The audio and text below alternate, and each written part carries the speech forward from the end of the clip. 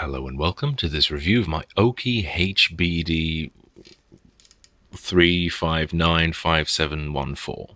This is another one of the Moltron 5 I mentioned in last week's Model FXT review.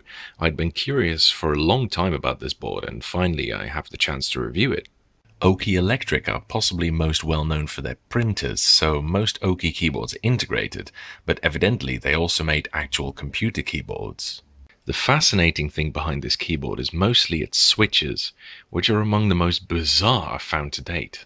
They're called tactile gourd springs, presumably after their uniquely weird shape, and it's essentially a spring over membrane switch specifically developed to be more cost-saving than the Model M's buckling spring design. Now, I have seen spring over membrane switches before. Usually they're just cheap, crappy coil springs that make for some fucking awful linear switches, including Amstrad spring over membrane switches, which are of an awe-inspiring weapons-grade fuckness beyond my powers of description. But unlike all other spring over membrane switches that I know, these ones are not just tactile, but also clicky, which is extremely impressive to achieve with just a single part switch. In my Model M review, I commented on how elegant and efficient IBM's design was, in how they could generate tactility, clickiness, and return force with just two parts, a rocker and a coil spring.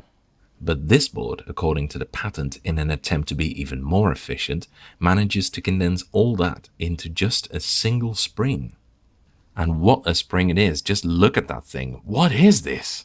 They look like they've been in some kind of horrible accident, right? As if something went wrong during manufacture. But guess what? They all look exactly the same. The secret to these springs is this single coil here, which juts out of place compared to the rest of the spring, which is otherwise conical in shape.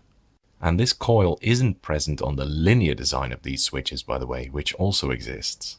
What happens is that inside the slider well, which is necked, the coil spring builds up pressure when it hits the neck until a certain force pushes it through it, which results in a sudden drop down and an accompanying clicky noise.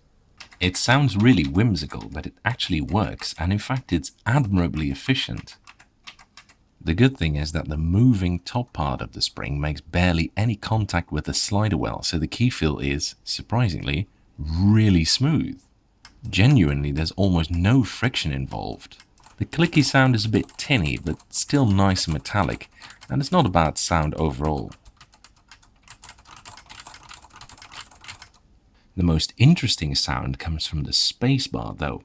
On most boards, the spacebar is the thing that kind of disappoints sound-wise. In many of my videos, people comment saying, "That sounds great, but too bad the spacebar sounds kind of crap." Ironically, on this one, it's the spacebar that sounds best of all. Instead of sounding rattly or anything like that, it sounds remarkably full. Here, let me show you. It's possibly the best spacebar sound I know, and I'm not sure my camera is going to do it justice.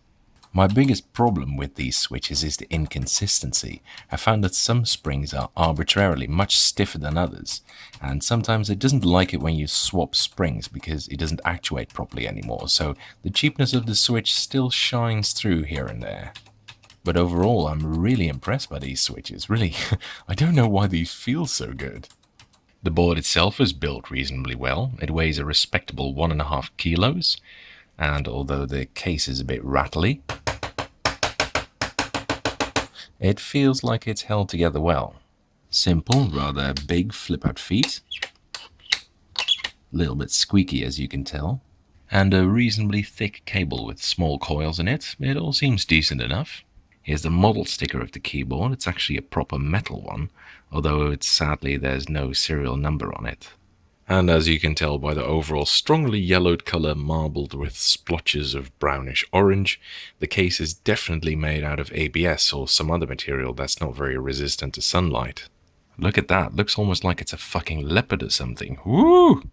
The keycaps though, as their still pristine white color indicates, are made out of PBT, printed with high quality dye-sublimed legends. They might have been the most expensive feature on the keyboard. On the underside you can see the thing that presses down on the coil springs, and the caps are fairly thin, but they don't feel cheap to be honest. Interestingly, they have a pretty weird rounded off top shape. I haven't really seen anything like that before. Overall, I'm really pleased with this keyboard. Apart from how interesting and efficient it is mechanically, the key feel is legit.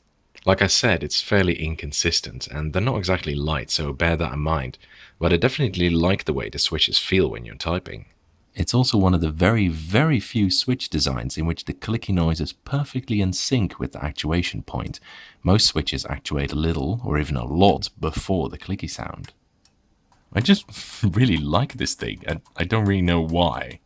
Anyway, that's it for this video. I hope you enjoyed it. Thank you for watching. And following is a typing demonstration of me typing on this keyboard.